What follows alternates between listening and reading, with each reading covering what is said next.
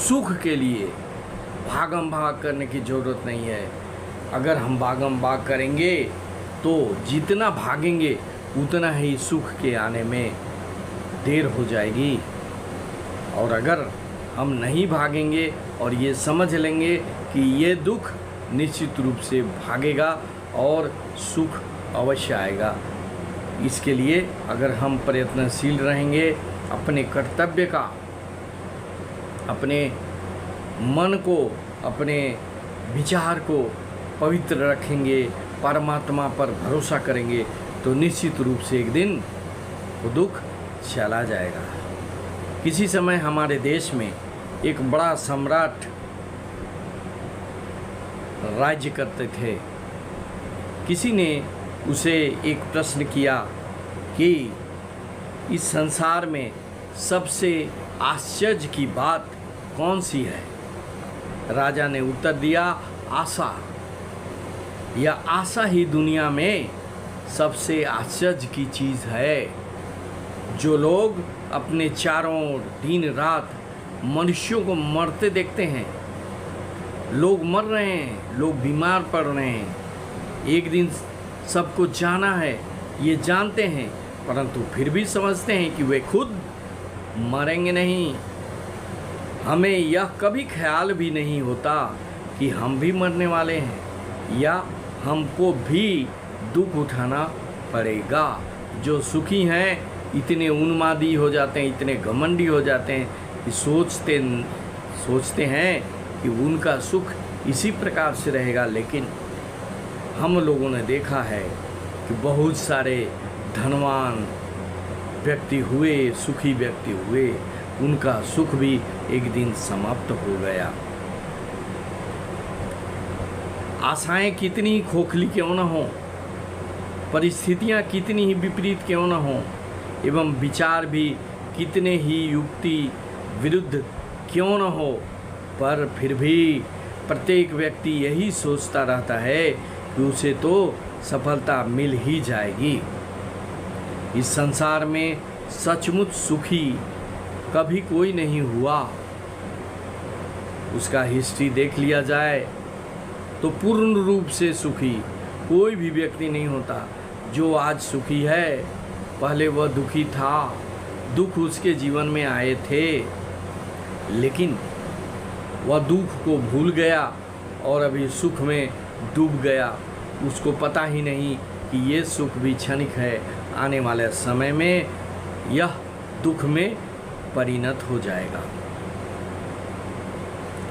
यदि कोई मनुष्य धनी है और उसके पास खाने को खूब है तो उसकी पाचन शक्ति खराब हो जाती है, और उसके पास खाने पीने को खूब है लेकिन पाचन शक्ति खराब है तो वह खा पी नहीं सकता। और यदि किसी की पाचन शक्ति ठीक है और उसे भिकोदर की तरह भूख लगती हो तो उसे खाने को नहीं मिलता। फिर भी यदि कोई धनी है तो उसे बाल बच्चे ही नहीं हैं, और यदि कोई भूखों मर रहा है तो उसके बाल बच्चों की संख्या, बाल बच्चों, लड़के लड़कियों की फौज खड़ी है। बस इसलिए कि सुख और दुख एक ही सिक्के के चित और पट हैं। चित और पट, हेड एंड टेल। हेड है तो टेल भी है, टेल है तो हेड भी है। आज चित है, कल पट होगा। आज सुख है तो कल दुख होगा। आज दुख है तो कल सुख होगा।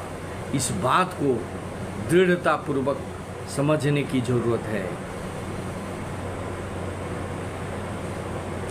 जिसे सुख चाहिए उसे दुख भी लेना होगा।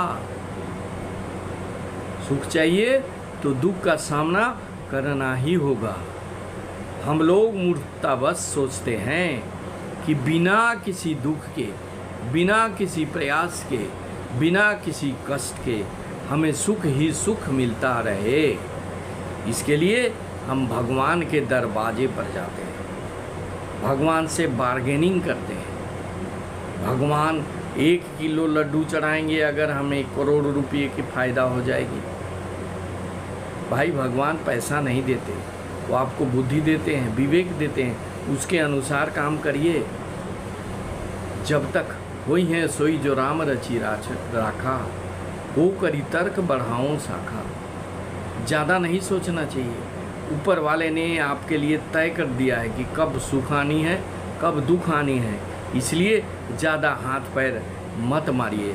भगवान को भी परेशान मत कीजिए, भगवान से बार्गेनिंग मत कीजिए। प्रेम से, श्रद्धा से उनको अपने आप को समर्पित कर दीजिए।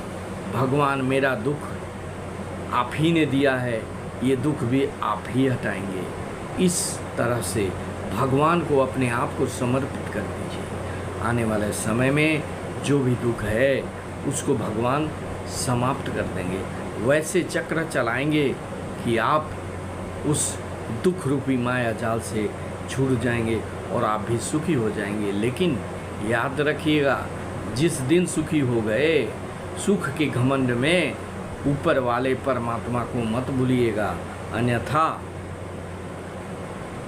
सुख का जाना तय है। वह कितना जल्दी चला जाएगा इसकी आप कल्पना भी नहीं कर सकते। हमारा अधिकार हमारे इंद्रियों पर वो है। हम अपने इंद्रियों के अनुसार उसको काबू में रखते हुए काम करेंगे, अपने कर्तव्य को पालन करेंगे तो भगवान भी हम करेंगे और भगवान हमारे साथ होंगे।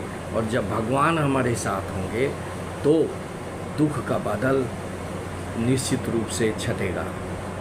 बस मेरी एक बात को याद रखिएगा कि भगवान को अपने आप को समर्पित कीजिए, पूजा कीजिए, हर दिन सुमिरन कीजिए। हर दिन भगवान को कहिए कि भगवान जो कुछ तुम दे रहे, सुख या दुख, सब तुम्हारा है, मेरा कुछ नहीं है। ना मैं कुछ लेकर आया हूँ, मैं ना कुछ लेकर जाऊँगा। बस तेरा ही आशा है, तेरा ही विश्वास है। भाइयों, मेरा वीडियो अच्छा लगता हो तो इसे सब्सक्राइब करेंगे, शेयर करेंगे और लाइक करेंगे और साथ ही साथ कमेंट करेंगे ताकि हमें पता चले कि आप मेरा इस वीडियो को कितना देखते हैं और कितना समझते हैं। Thank you very much. जय हिंद, वंदे मातरम।